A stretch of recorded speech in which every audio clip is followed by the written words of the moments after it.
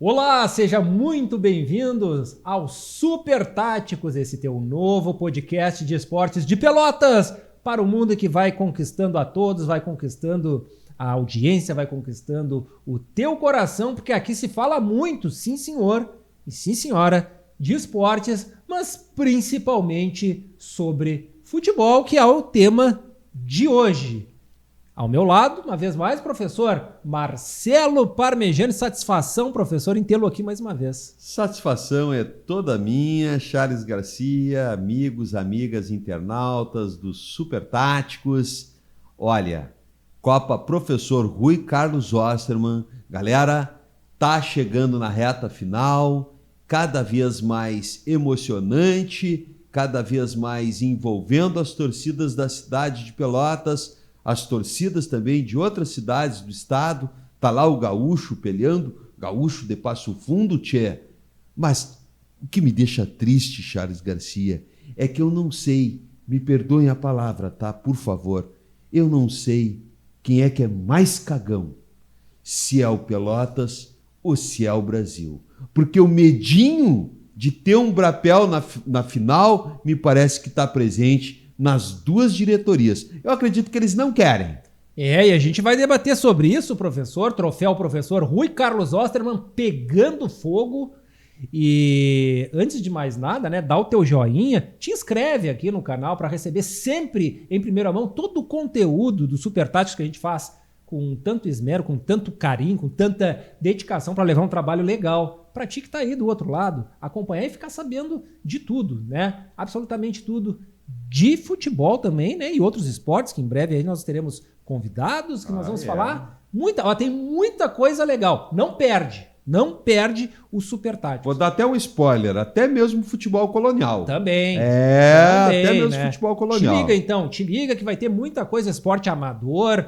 Olha, é um fim de ano movimentadíssimo. Mas neste momento, o troféu professor Rui Carlos Osterman pegando fogo, jogos das quartas de finais, no qual o Brasil está envolvido com Juventude, né? Peleia complicada. E só está porque tomou aquele gol do Esportivo, porque senão o Brasil estaria dormindo em berço esplêndido, assim como o Pelotas, que já está garantido na semifinal. Gilson não soube trabalhar com o regulamento, na minha opinião. O Gilson errou. Deixou o time Trabalhamos no jogo, né, professor? Pois é. Nós trabalhamos lá pela Rádio Brapel. Na Brapel. E o Brasil botou o jogo fora. Jogou fora. E aí se complica, porque contra um Juventude, né, que tem data FIFA, que vai colocar jogadores do grupo principal, e aí pode daqui a pouco inviabilizar a competição para o Brasil. Tomara que não, mas enfim.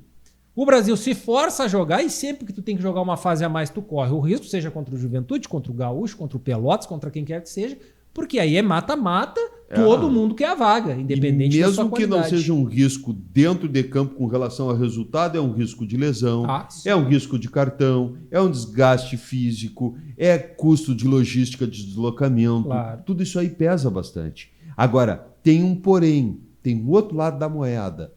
Eu acredito que é isso que nós temos que chamar a atenção dos nossos amigos, nossas amigas internautas. O Lobo tá meio que achando que já tá na final. Isso é ruim. Não. Isso é perigoso. Isso é muito perigoso, Charles Garcia. O Pelotas, professor Marcelo Parmegiani, a primeira coisa que o Pelotas tem que... Quem sou eu, né? Não trabalho no departamento de futebol, mas o Pelotas certamente tem que botar o grupo para rodar. Ou seja, tem que jogar. Vai ter que fazer aí um amistoso, alguma movimentação num ritmo mais forte. Não um jogo treino. Tem que fazer um amistoso para botar o pessoal a jogar, claro, com todos os cuidados. Não vai botar ninguém que esteja sentindo alguma coisa e tal, porque o Pelotas já está na semifinal. E o Pelotas aguarda, professor, o vencedor de Esportivo e Aimoré e Esportivo. Penso eu que o Pelotas ainda pegou o lado mais fácil da chave. Porque pelo que nós vimos Aimoré e Esportivo jogar, e pelo que nós vimos o Pelotas, provavelmente, e o futebol, infelizmente, isso não existe, o Pelotas deve se classificar contra qualquer um desses dois adversários. O Pelotas, pelo menos, é favorito. Do outro lado, o Gaúcho, né, que se beneficiou do empate do Brasil e teve a sua competência de ganhar o jogo, o Gaúcho espera Brasil ou Juventude. Tá certo que se mesmo for numa semifinal, Juventude passar, já vai botar os guri para jogar, e aí o Gaúcho agradece mais ainda.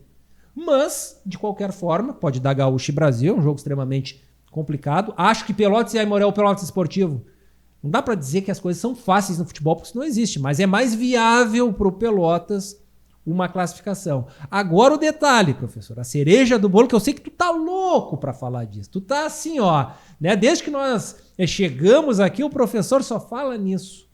Existe uma possibilidade, e nós, como cronistas esportivos, nós que trabalhamos com esportes, nós que somos de Pelotas, estamos torcendo demais para ter o Clássico Brapel na final da competição. Valoriza a cidade, valoriza os clubes, mostra, de certa forma, da renda, a pujança que nós temos em 2 clássicos. Nós já tivemos um Clássico Brapel no Bento Freitas, com um público muito bom, aliás, acertamos. Muito bom. Porque o Brasil, professor, só um detalhezinho aí, do Brapel que passou. O Brasil divulgou um público de 6.277. Tinha mais gente no Bento Freitas. Tinha. Tá? Tinha em torno aí de, olha, por baixo 7, 8 mil pessoas no Bento Freitas. Mas o que eu quero dizer com isso? Que isso foi uma fase classificatória. É verdade. Se tivermos 2 clássicos na final, é jogo para 10 mil cada um. Mas eu acredito que eles não querem, Charles Garcia. Esse é o ponto que eles eu ia te não citar. querem. O Pelotas precisa ser campeão para obter a vaga. O Brasil já tem a... Já O tem a Brasil, vaga. se perder para o Juventude, eu não quero que isso aconteça, né? E oxalá não aconteça. O Brasil já tem a sua vaga na Série D. Quem precisa ganhar, quem precisa correr atrás do almoço é o Pelotas. Nós, pro futebol pelotense, para nós trabalhando no esporte, nós queremos 2 clássicos Brapel. Mas vem cá, será que o Pelotas quer? Porque eu fico imaginando um cenário. O Pelotas perde para o Brasil na final da competição e a gente não sabe até hoje, que a federação não deixa claro se vai dar a vaga para o subsequente, se vai dar vaga... A Federação Gaúcha eu também vou te contar, né? Para fazer regras absurdas e coisas que ninguém entende é com ela mesma. Daqui a pouco não classifica. E o Brasil, eu já tô de sangue doce, eu me classifiquei. Eu tô falando isso porque quem precisa é o Pelotas. Fosse o contrário, talvez o Brasil não quisesse o Pelotas na final. E agora eu quero te ouvir, professor. Olha, é uma cidade que gosta demais de futebol, a Princesa do Sul. Pelotas respira futebol realmente.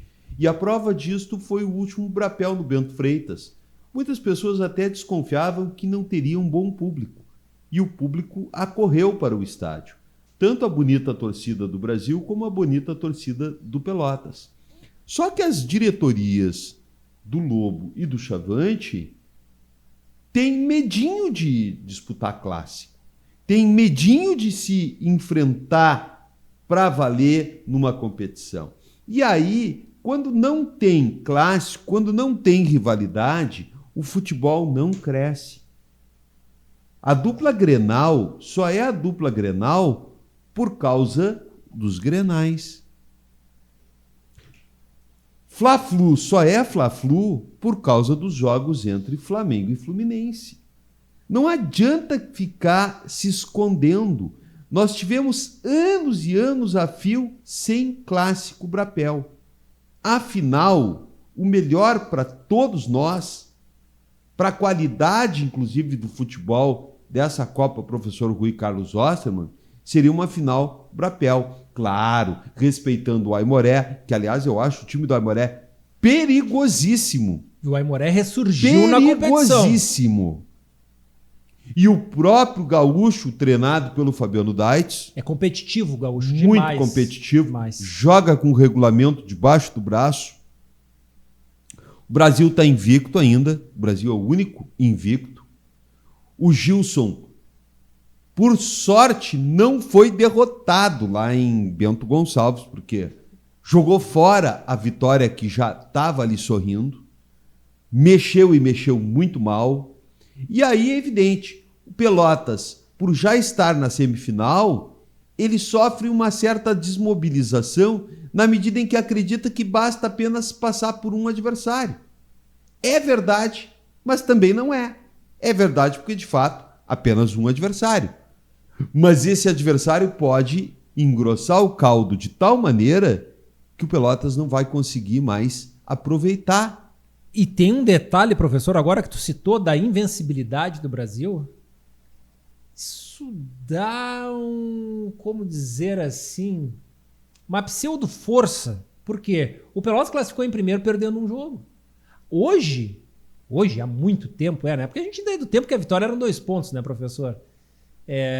Mas com a vitória valendo 3 pontos e o empate 1, o Brasil empatou muito também na competição.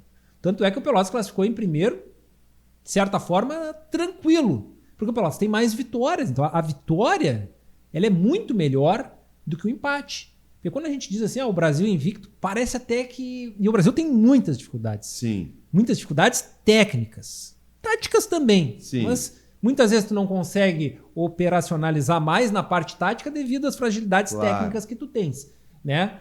Mas, claro, todo mundo é responsável no grupo. Então, o Brasil empatou muito. E esse empate contra o Esportivo custou ao Brasil, porque o Brasil poderia estar com o Pelotas aguardando seu adversário na semifinal. É verdade. Isso custou ao Brasil dinheiro, inclusive. Verdade. Dinheiro, inclusive.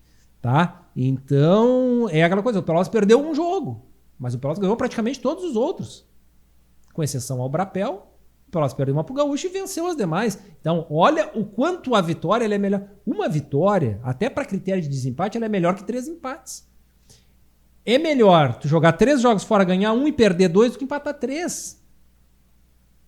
Né? Lá no critério de desempate, mas pode ter tomado mais gols. Mas na hora que eu vou chegar, eu tenho 6 pontos, 2 vitórias. Parmegiani tem 6 pontos, 6 empates. Eu ganho no critério. Claro. Mesmo que eu tenha um saldo de gols inferior. A vitória, e essa questão de se fazer valer 3 pontos a vitória foi justamente para isso. Para terminar com aquela coisa, que o empate ele era maravilhoso fora de casa antigamente. Claro. Tu conquistava 50% dos pontos.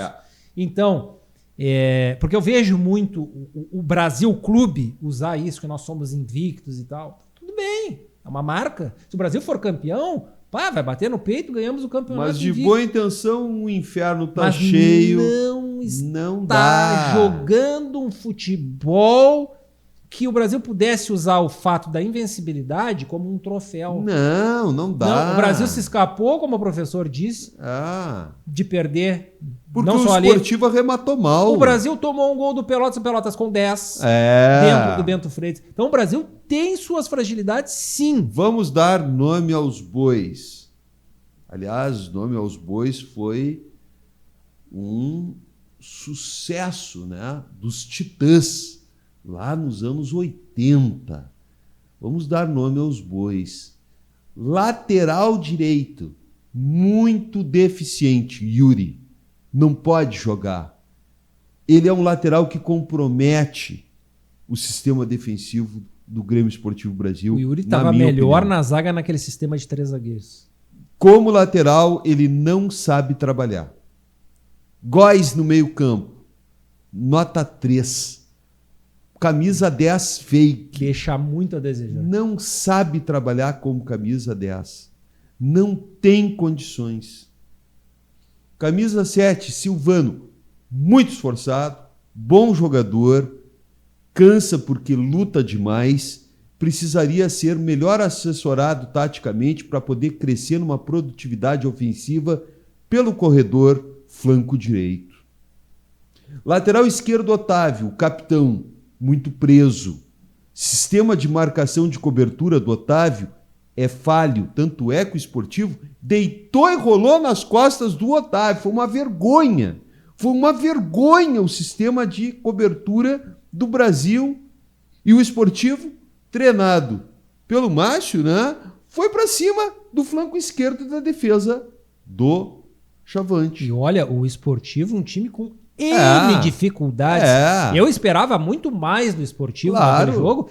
E em determinado momento, até o Brasil fez o gol e tudo, estava muito a feição do Brasil no jogo. E o Esportivo foi no vamos ver e depois ele fez o Brasil sofrer. Claro, Alan, volante mais de marcação, sobrecarregado, tomou cartão amarelo, se exauriu em campo contra o Esportivo. Aquele time do Esportivo é um time muito limitado. Por que ele se exauriu? Porque não tem um trabalho de compartilhamento de combate na segunda linha defensiva, já que o Murilo é o melhor do meio-campo. Ele consegue sair com a bola dominada, ele faz passes de média distância, ele chuta bem a gol. Ele está fazendo gols. Ele é o autor do gol do Brasil no Brapel, ele faz o gol em Bento Gonçalves, ele arremata de fora da área. E o Patricão lá na frente, por favor, tá no deserto. buscando um pouco de água em algum oásis, perdido no meio do deserto. Então, o time do Gilson tem mais sorte do que juízo. A zaga muitas vezes em linha. O Gilson tem que melhorar muito esse time para poder dizer a que veio. Para poder dizer a que veio. Porque o técnico anterior foi muito criticado. Mas o Gilson está tendo muito mais sorte do que juízo. Porque o Sportivo poderia ter feito 2 gols na partida lá em Bento Gonçalves. E a equipe do Brasil tem poucos atletas? Tem poucos atletas. Mas ele vai ter que mexer. Ou ele volta para os 3 zagueiros, Charles Garcia, ou ele dá uma mexida de peças no meio de campo e talvez até altere a forma de marcar. Porque do jeito que está, não está me agradando. Eu acho que dificilmente vai voltar para o esquema de 3 zagueiros. O Brasil tem alguns jogadores que estão abaixo. E o Gilson, a gente sabe que o Gilson trabalha muito, né? Isso a gente não pode negar. O Gilson é trabalhador, Sim, é um cara correto, é um cara que gosta que o pessoal chegue no horário, sem dúvida, cumpridor de seus deveres lá, e vai ter que encontrar algumas soluções no Brasil, porque, professor, o time é esse, tá? O Brasil tem um objetivo que é de ser campeão, porque vaga ele já tem. Ele não pode justificar com a ausência de peças. Porque se eu tivesse mais jogadores e tal, como ele fez já. Não, isso está errado. O Gilson é legal, é trabalhador, é dedicado, é identificado com o Brasil, é amigo do Hélio, é tudo de bom, mas ele não está imune à crítica. Ele não está imune à crítica. Ele tem que fazer por ele a questão da construção de um novo meio-campo do Brasil. Teve lesão, tem que arrumar, porque as trocas que ele fez foram horrorosas. O time correu o risco de ser derrotado. E isso eu concordo plenamente contigo. São 2 aspectos aí. O primeiro, que o nível da competição é baixo. Todo mundo mais ou menos igual. Acho até que o Pelotas um pouco acima por algumas individualidades. O Brasil tem alguns jogadores também, se nós pensarmos no todo ali, que dá para enfrentar todos os adversários. Agora, as trocas, realmente o Gilson foi muito... Eu quero acreditar que ele tenha sido infeliz, porque é óbvio que nenhum treinador vai mudar para piorar a sua equipe. Mas que não deu certo, que não encaixou e que fez com que o Brasil corresse riscos altos que até então, dentro da partida, ele não estava correndo. E o Brasil, tudo bem, o Brasil empatando ou perdendo, se classificaria igual, mas jogaria o Brasil por uma situação ali, ele iria trocar de lugar com o Sportivo, ele iria ali cair para a 4ª posição, ele estaria enfrentando o Aimoré, e aí sim poderíamos ter o Brapel na semifinal, não é? Então, são detalhes que o Gilson vai ter que ajustar, tem essa pedreira agora do Juventude aí, né? Mas todos nós acreditamos na classificação do Grêmio Esportivo Brasil e torcemos para que depois, nas semifinais, tanto o Brasil quanto o Pelotas possam avançar e chegar no tão sonhado Brapel da final, que seria extremamente marcante dentro também do futebol gaúcho. Alguns vão dizer, mas é a copinha, não sei o quê. Mas quando tem a copinha, às vezes não jogam, se reclama porque não jogam. Quando joga e tu tem adversários de um nível menor, tu tem que ganhar. Verdade. É que nem o Pelotas e o Brasil quando jogam com o Juventude B ou com o Internacional B, golear. Mas foi o Inter B. Tá, mas e se tu não ganha do Inter B? Exato. Se tu não ganha do São Gabriel? Claro. Então, tu tem um campeonato em que tu tem condição de ganhar, tem que ganhar. Tem que ganhar, claro. Num Brapel, eu não posso exigir que o Pelotas seja o campeão, eu não posso exigir lógico. que o Brasil ou um dos dois vai ganhar. E tem que pensar grande, tem que pensar em Brapel, tem que pensar em agito, porque tem que série pensar em D, grana. Professor. Pensar em série D ano que vem. Campeonato Brasileiro. Tem que pensar grande. Exatamente. Né? Então, isso a respeito de troféu professor Rui Carlos Osterman, a gente segue, né, acompanhando e faremos certamente outros programas. E oxalá a gente chegue aqui e diga, estão classificados para a semifinal, vai ter Brapel na final. A nossa torcida é para isso e para que os clubes de Pelotas cada vez melhorem mais. E se tiver Brapel, e mesmo que não tenha, e mesmo que seja qualquer jogo, tem que ter revista melhor nos estádios. Porque não pode o torcedor entrar com o rojão escondido. Isso aí é falha de fiscalização que é imperdoável. Isso aí tem que ser feito algo para mudar e mudar agora, mudar já, Charles Garcia. Perfeito, professor. Então falamos aí a respeito do troféu professor Rui Carlos Osterman, desejando muita sorte aos times de Pelotas. Satisfação mais uma vez, meu amigo. Igual.